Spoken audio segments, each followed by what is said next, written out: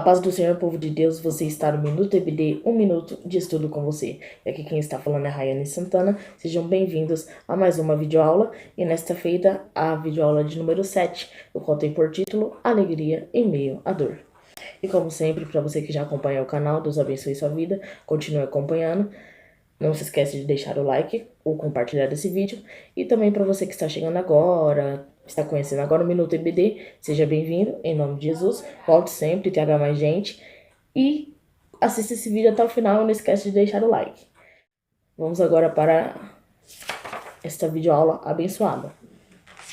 Mas alegrai-vos no fato de serdes participantes das aflições de Cristo, para que também na revelação da sua glória vós regozijeis e alegreis.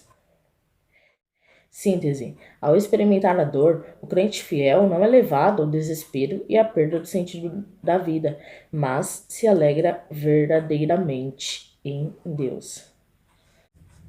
E quando falamos em experimentar a dor, o cristão, diferentemente das pessoas aí fora, ele experimenta a dor e se alegra verdadeiramente em Deus. Mas o que passa pela cabeça do cristão, ao em meio à dor, de vez ele está triste, de vez ele se desesperar, ele se alegra. O que passa pela cabeça do cristão?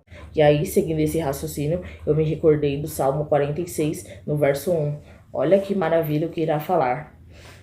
Aqui no final da síntese fala que, ao contrário dos outros, o cristão ele se alegra verdadeiramente em Deus. E sabe o que lá em Salmo 46, verso 1 irá falar? Que Deus é o nosso refúgio e fortaleza, socorro bem presente nas tribulações. Então, o cristão, mediante a dor, de vez ele se desesperar, ele se alegra. Por quê? Porque ele lembra que Deus ele é refúgio e fortaleza. Em todo o tempo, ele estará presente, seja em tribulação ou fora da tribulação. Mas o cristão ele se recorda aí de que, independente da fase em que ele estiver, Deus é o seu refúgio. E isso é o suficiente. Introdução. Ao experimentar a dor, o crente fiel não é levado ao desespero e à perda do sentido da vida, mas ele se alegra em Deus, pois o sofrimento está no âmago da fé cristã. Esse é o conselho que Pedro dá em sua carta no tema da presente lição. Então já está na cara aí que na lição de hoje nós iremos ver o conselho de Pedro para os cristãos da época, para aquela comunidade cristã. E é claro, um conselho acerca do sofrimento. Lembra que na aula de número 6 nós comentamos acerca do sofrimento? Foi algo ali bem teórico, mas nesta lição, diferentemente dessa parte teórica, nós iremos ver na prática, tanto para a comunidade cristã da época, quanto aplicando para os nossos dias, essa questão do sofrimento, ok? Tópico de número 1, a alegria de sofrer como cristão.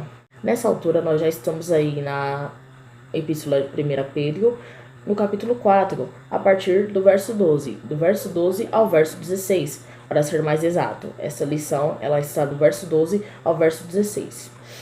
Essa parte aqui do tópico de número 1, nós estamos no verso 12. Subtópico de número 1, não se surpreenda com o sofrimento. Nesse subtópico de número 1, Pedro diz para os crentes, para a comunidade cristã da época, para eles não estranharem o sofrimento. Pedro chega a utilizar uma expressão, quando ele vai falar para aquela comunidade cristã se acostumar com o sofrimento, ele chega a utilizar a expressão ardente, como se passando pelo fogo. E o que ele quis dizer ao mencionar essa expressão? Ele quis dizer que é um processo doloroso, um processo, uma série de etapas, porém doloroso, então que causará dor. E a dor, como consequência, vem o sofrimento. Então, quando o Pedro utiliza essa expressão, ardente como se passando pelo fogo, ele quer dizer passar por um processo doloroso. Ok, mas qual a mensagem que Pedro realmente ele quer dizer com isso? Os discípulos de Jesus, eles não devem se surpreender com o sofrimento ou quando vir o sofrimento. Eles devem ter o sofrimento como algo certo na vida. E o que quer dizer algo certo na vida? Algo que uma hora ou outra vai acontecer. Não tem como fugir disso. E olha que interessante que irá falar aqui no fim desse subtópico. Embora os salvos sejam verdadeiramente abençoados por Deus com as bênçãos celestiais, no plano terreno estamos sujeitos a uma série de perdas e infortúnios, como perseguições sociais, doenças, crises emocionais, desemprego e afins. Ao mencionar e fazer a leitura dessa parte interessante do subtópico de número 1, no plano terreno estamos sujeitos a uma série de perdas e infortúnios. Acabei de me recordar de Jó. Ele tinha ali as bênçãos celestiais sobre a vida dele? Tinha não somente bênçãos celestiais sobre a vida deles, como no plano terreno ele era um camarada abençoado. Tinha filhos, tinha riquezas, era casado e outras coisas mais. E ainda era o homem mais justo, mais íntegro na face da terra. Pelo menos a Bíblia assim relata. Até que foi provado em toda aquela história que nós já sabemos. Mas a questão é, no plano terreno, ninguém está isento de passar pelo sofrimento. A gente conhece a história de Jó, e embora ele fosse um homem justo, um homem íntegro, ele também não ficou isento de passar pelo sofrimento. E por que nós cristãos que não chegamos nem aos pés de Jó, iremos ficar isentos de passar pelo sofrimento? Jó passou porque nós não iremos passar. E isso tudo é claro no plano terreno. Então não se surpreenda com o sofrimento, não se surpreenda com desemprego, com perseguição social, com doença, com crise emocional. Você que é cristão, não se surpreenda com nada disso. É algo certo na vida, todas essas coisas. Uma hora ou outra você há de passar por cada um desses processos, ou por todos, um seguido do outro. Mas você irá passar por eles. É algo que não tem como fugir.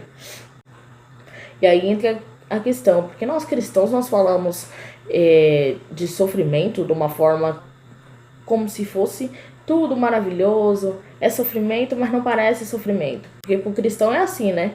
Ele tá sofrendo, tá na prova, mas quem fala que ele tá na prova? Quem fala que ele tá sofrendo? Sai por aí cantando, os outros acham que não tá tendo prova nenhuma, que não tá sofrendo. Mas na verdade tá sofrendo, tá passando por prova.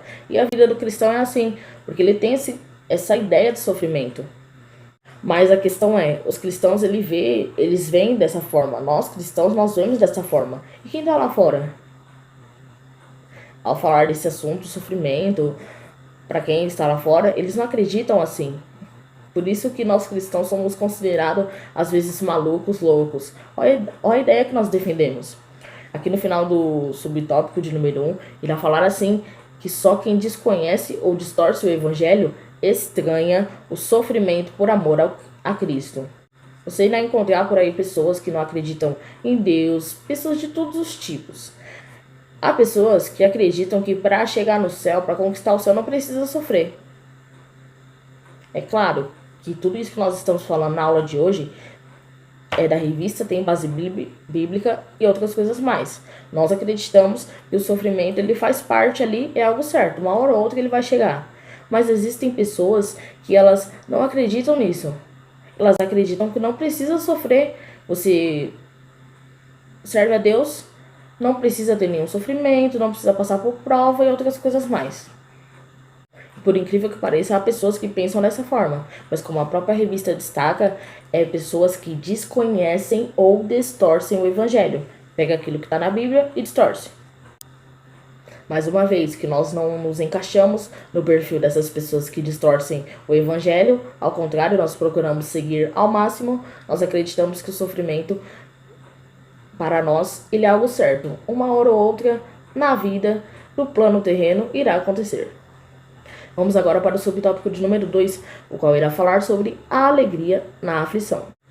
Falando em alegria na aflição e o ensino que Pedro trouxe ali para aquela comunidade cristã, ao falar nesse ensino, uma das coisas que Pedro destaca é que era necessário que eles compreendessem que por trás do sofrimento e da tribulação que haveria de ocorrer uma hora ou outra, havia um propósito.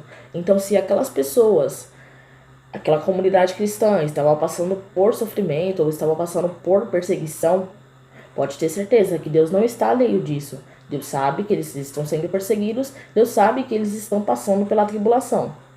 E muitas das vezes, essa tribulação é a permissão de Deus. É porque tem um propósito por detrás disso. Qual seria o propósito? O cristão passar pela tribulação, o cristão passar pelo sofrimento. Sabe qual seria o propósito? Provar a qualidade da fé. Recordo-me que há uns segundos atrás falei que Deus não está alheio. Ele sabe que os cristãos, a comunidade cristã está sofrendo, está passando por tribulação. Mas, uma vez que ele não está alheio, ele tem um propósito por detrás disso, que é testar, provar a fé das pessoas. No caso aqui, da comunidade cristã na época. Foi isso que Pedro falou ali para eles. Que por trás da tribulação e do sofrimento tem um propósito. E Pedro, ele era um pastor bem inteligente. Olha o que ele falou para aquela comunidade cristã da época. E lindo, e é um raciocínio que nós utilizamos até o dia de hoje e é super válido. E se nós formos meditar a fundo, é algo muito lindo. Pedro, ele mencionou ali para a comunidade cristã na época que a passagem do cristão pelo fogo é como uma forja quente no qual o metal é moldado. E não somente o metal é moldado, mas refinado e purificado. Quantas das vezes nos dias de hoje nós mencionamos essa passagem nas igrejas, e em ensinos e outras coisas mais? O cristão, no caso aqui, ele é o metal, que ele precisa, é necessário que ele passe pelo fogo. Ao passar pelo fogo, aquela matéria bruta será transformada em uma joia, em algo de valor. Passou pelo fogo, foi provada e vai se transformar em algo melhor. E não somente isso, vai ser refinada e purificada. Então, perceba bem que coisa interessante que ele falou para a comunidade cristã daquela época. Sabe as palavras dele. E até hoje nós utilizamos essa linha de raciocínio. E nós que somos cristãos, somos o homem espiritual, nós compreendermos essas coisas. O homem que é espiritual, ele consegue discernir e compreender as coisas que são espirituais. E as pessoas que estão lá fora, homens carnais, eles conseguem entender, compreender a nossa linha de raciocínio? Não, eles não conseguem compreender. Para eles, essa verdade, que é o metal passando pelo fogo para se tornar algo melhor, para eles, essa verdade é difícil. É difícil deles compreenderem isso. E por que é difícil deles compreenderem isso? Porque eles são homem carnal. Eles entendem o que é da carne. Agora, o homem espiritual, ele entende as coisas do espírito. E diferentemente do homem que é carnal, a pessoa que é cristã, que é o homem espiritual, ele não somente compreende, mas olha que interessante o que irá falar aqui no final desse subtópico. Irá falar assim: enquanto isso, o salvo, embora não deseje a dor, ele sabe que cedo ou tarde ela aportará em sua vida.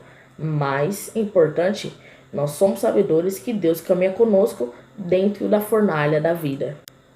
Nós cristãos, nós sabemos que uma hora ou outra o sofrimento vai chegar. Mas qual a diferença de nós para aqueles que estão lá fora? Além de nós sabermos e acreditarmos nessa verdade, de que o sofrimento uma hora ou outra virá, nós temos a convicção de que aquele que nos enviou para a fornalha irá conosco. Vamos agora para o subtópico de número 3, que tem por título A Alegria na Glorificação. Nesse subtópico de número 3, nós vemos que Pedro irá falar para aquela comunidade cristã a seguinte frase: aquele que se alegra com Cristo na dor, haverá de se alegrar muito mais na sua glória.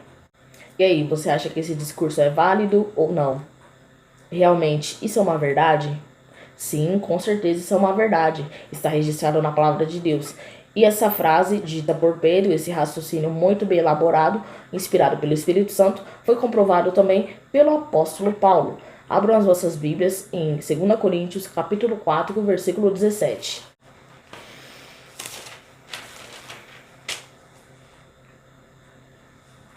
Que irá falar assim: porque a nossa leve e momentânea tribulação produz para nós eterno peso de glória, acima de toda comparação. Traduzindo, o que foi que o apóstolo Paulo confirmou e concordou com o que Pedro disse para aquela igreja? Traduzindo, sabe o que eles dois quiseram falar? É que o sofrimento, ele precede a glória. Antes dos cristãos passarem pela glória e participarem da glória com Cristo, é necessário que eles participem também do sofrimento com o mesmo. Esse mesmo que eu estou falando, é claro, é Cristo. E aqui no final desse subtópico tem uma frase bem interessante. Irá falar assim, que esse raciocínio de Pedro e Paulo mostram que o sofrimento precede a glória, assim como a cruz precede a coroa. Então, quer ganhar a coroa? Beleza. Antes de ganhar a coroa, tem um processo para você passar.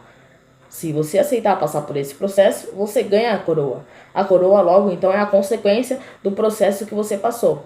Então, o processo se chama cruz e o prêmio para quem passar por aquele processo é a coroa. Quer a coroa? Quer o prêmio? Beleza, tem um processo antes. Aceita ou não passar? É assim. A vida do cristão é assim. E ao mencionar isso, eu me recordo de uma frase que o pastor Agnaldo Betti mencionou em uma das videoaulas, que o evangelho genuíno, ele é assim, ele tem cruz, ele tem coroa. Só me recordo dessa parte da frase que o pastor Agnaldo Betti mencionou. Mas o que nós temos que destacar aqui é que, diferentemente do evangelho que mostram aí fora, que é um evangelho de facilidades, só mostra uma coroa para você. Vem para Cristo e você nunca vai sofrer. Misericórdia. Esse não é o verdadeiro evangelho. O verdadeiro evangelho é aquele que mostra lá na frente tem uma coroa. Você quer a coroa? Tem todo esse caminho para você trilhar e ao longo desse caminho vai ter uma cruz. Se você aguentar trilhar esse caminho, passar pela cruz e vencer, ficar até o final, você ganha a coroa. E aí, você aceita? Esse é o evangelho genuíno, o verdadeiro evangelho. Vamos agora para o tópico de número 2, o qual tem por título A Tristeza de Sofrer como um Malfeitor. Subtópico de número 1, Sofrimento por Conduta Desonrosa. Se nós formos concluir tudo aquilo que foi falado no tópico de número 1, nós vemos que o sofrimento, de alguma forma ou outra, ele dignifica o cristão, ele dignifica o crente fiel. E aqui nesse subtópico de número 1, Pedro, ele vai falar para aquela comunidade cristã que não é qualquer tipo de sofrimento que dignifica o crente fiel. Para entender melhor, vamos fazer a leitura de 1 Pedro, capítulo 4, versículo 15, que irá falar assim, que nenhum de vós pereça como homicida, ou ladrão, ou malfeitor, ou como um que se entremete em negócios alheios. Neste versículo nós vemos algumas condutas que não são honrosas e muito menos dignificam o crente fiel. O sofrimento, ele dignifica o crente fiel, certo? Mas não é qualquer tipo de sofrimento. Pedro está falando aqui para aquela comunidade cristã, para eles tomarem cuidado. Porque naquela época, ocorria que no meio dos crentes se infiltravam pessoas dessa estirpe, pessoas com condutas ruins, pessoas que eram malfeitores, pessoas que eram homicidas. E aí chegavam para pegar essas pessoas e eles eram castigados. Alguns poderiam olhar e pensar, eles foram castigados por serem cristãos, eles estão sofrendo. Mas, na verdade, eram crentes nominais, somente da boca para fora. Ou seja, eram pessoas que se infiltravam na comunidade cristã da época, malfeitores, homicidas. E quando eles eram pegos, eles eram castigados. E muitas das vezes esse castigo levava eles à morte. Alguns poderiam olhar e pensar, eles são cristãos, eles estão morrendo, eles estão sofrendo e estão sendo dignificados porque eles são cristãos fiéis. E aí Pedro alerta aquela comunidade cristã que o sofrimento dignifica o crente? Sim, dignifica, mas não é qualquer tipo de sofrimento. Se você é um malfeitor, se você é um homicida, foi castigado, morreu, sofreu, legal. Isso não é digno de uma conduta cristã. Uma vez que você é malfeitor, você é homicida. O sofrimento aqui que Pedro fala é outro tipo de sofrimento. É o sofrimento aqui que Pedro fala, o sofrimento que torna o cristão digno, é o sofrimento que enaltece o nome de Cristo. Se você estiver sofrendo e essa conduta no meio do sofrimento, ela honrar o nome de Cristo, aí sim, ela é uma conduta que dignifica uma vez que você é cristão. Agora, se for uma conduta que não dignifica você como cristão e também não honra o nome de Cristo, é um sofrimento inadequado, podemos dizer assim. Isso que Pedro falou foi para a comunidade cristã naquela época devido ao contexto ali, onde pessoas com condutas inadequadas, a condutas de um cristão, estavam se filtrando na comunidade cristã. Então Pedro alerta o povo sobre isso, que não é qualquer tipo de sofrimento. Vamos agora para o subtópico de número 2, o qual tem por título o perigo de intrometer-se onde não é chamado. No subtópico de número 1, nós lemos aí o versículo de número 15. E no versículo de número 15 de 1 Pedro, capítulo 4, falou uma série de condutas que não tem nada a ver com cristão, com crente fiel. Condutas que não dignificam os cristãos. E uma dessas condutas que nós iremos destacar é a conduta de pessoas que se entremetem em negócios alheios. E o próprio nome do subtópico já fala, né? O perigo de intrometer-se onde não é chamado. Atenção, intrometido. Isso é perigoso. Hashtag não seja intrometido. E esse foi o conselho de Pedro para a época, para que eles não venham se intrometer em coisas que eles não foram chamados, pois isso era perigoso. Pedro ele vai chegar a afirmar que o sofrimento advindo da intromissão não é motivo de júbilo, e sim de tristeza.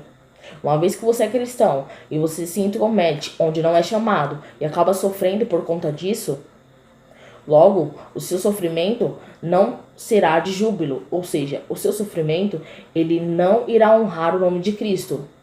Pelo contrário, será um sofrimento de tristeza para você, porque você se intrometeu onde não foi chamado e não honrará o nome de Cristo. Então, é um sofrimento ali inválido e que você ainda correu atrás dele, o que é pior.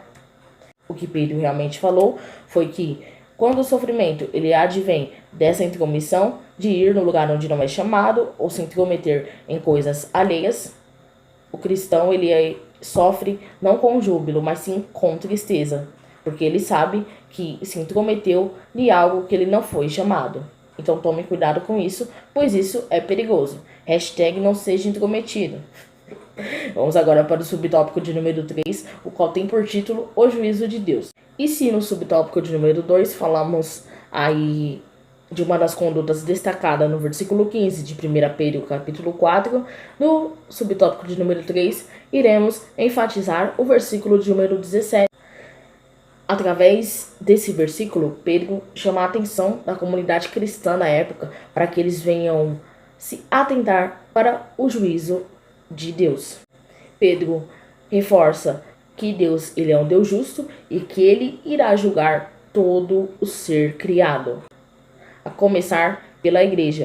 Então ele fala para aquela comunidade cristã: gente, fiquem atentos, prestem atenção para o juízo de Deus. Lembre-se que Deus ele é um ser justo, e uma vez ele sendo um ser justo, ele irá julgar com justiça a todos os que foram criados, todas as criaturas. E ele irá começar por quem? Pela igreja, pela comunidade cristã. E Pedro ainda menciona a consequência para cada um. Aqui nesse subtópico irá falar que para aqueles que insistem em desobedecer o evangelho, eles serão condenados eternamente. Agora, para aqueles que procuram seguir as orientações do evangelho, eles serão livres da condenação. Isso tudo Pedro irá falar. E a base bíblica para isso é 1 Pedro, capítulo 4, versículo 17. Lá no final desse subtópico irá falar assim: Pedro, ele finaliza com uma mensagem de confiança. Se os cristãos padecem segundo a vontade de Deus, eles devem ficar tranquilos em depositar com confiança a vida nas mãos do fiel Criador.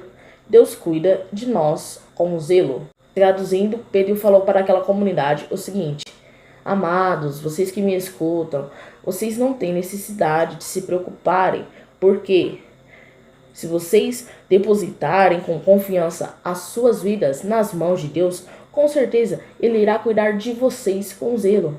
E se vierem a padecer, vocês irão padecer segundo a vontade de Deus. Então fiquem tranquilos. Vamos agora para o tópico de número 3, o qual tem por título A Perseguição ao Evangelho e o Sofrimento do Jovem. Subtópico de número 1. perseguição ao evangelho hoje? E aí, na opinião de vocês, hoje em dia existe perseguição ao evangelho?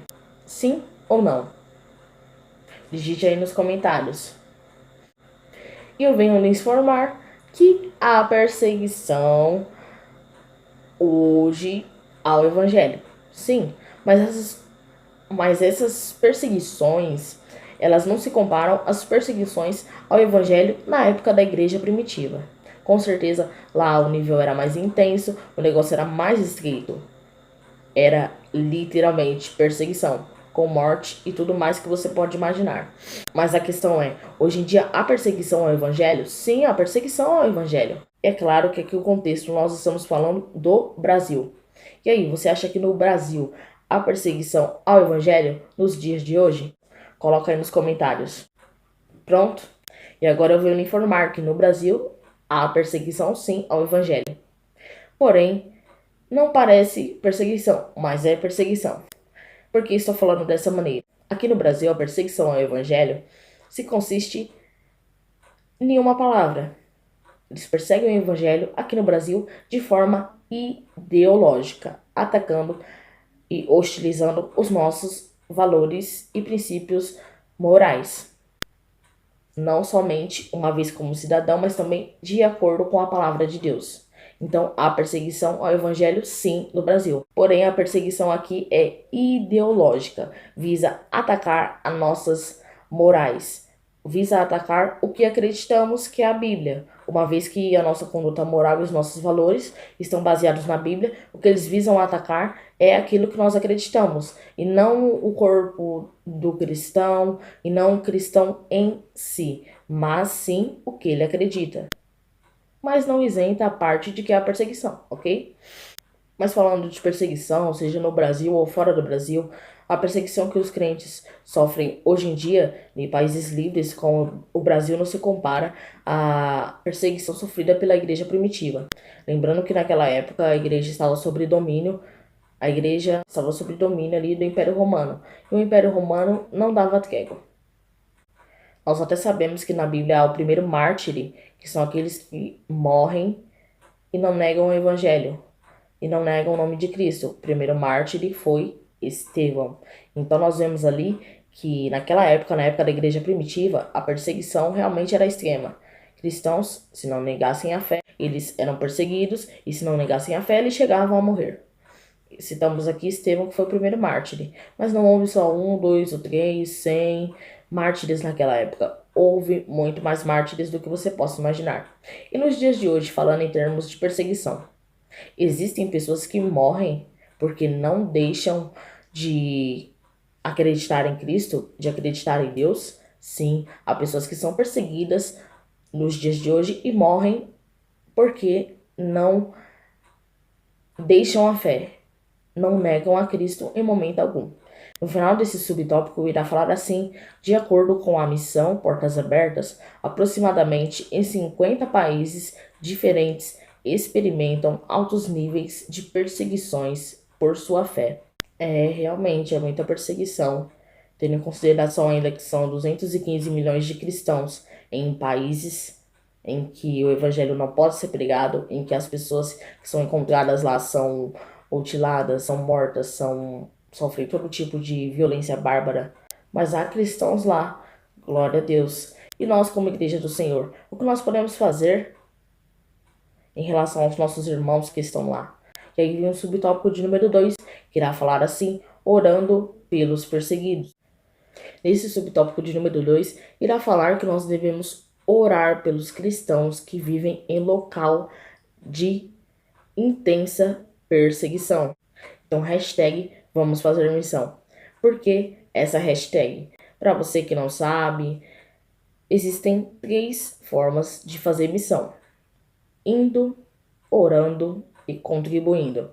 Já que você não pode ou não quer ir, contribui. Já que você não pode contribuir e também não quer ir, ora. Mas existem essas 3 formas de se fazer missão. E uma vez que você se compadece e reserva um tempo nas suas orações para orar por um missionário que está pregando, levando o evangelho para que Deus guarde ele, para que Deus supra todas as suas necessidades, você, querendo ou não, está fazendo missão. E se você tem mais curiosidades acerca desse assunto, missão e outras coisas mais, digite aí nos comentários. Hashtag formas de fazer missão. Eu faço um vídeo falando sobre cada uma das formas de fazer missão e quais são as características de cada uma delas, ok? No final desse subtópico, irá falar assim: será que o nosso infortúnio se compara à dor de nossos irmãos que sofrem por amor a Cristo? Trazendo aqui para o contexto e para o país que vivemos. Será que a perseguição aqui ideológica no Brasil se compara aos infortúnios e à dor dos nossos irmãos que sofrem por amor a Cristo? Eu estou falando daqueles que estão sofrendo lá naqueles países em que, se eles forem pegos, eles são torturados até a morte, até que eles neguem o nome de Cristo.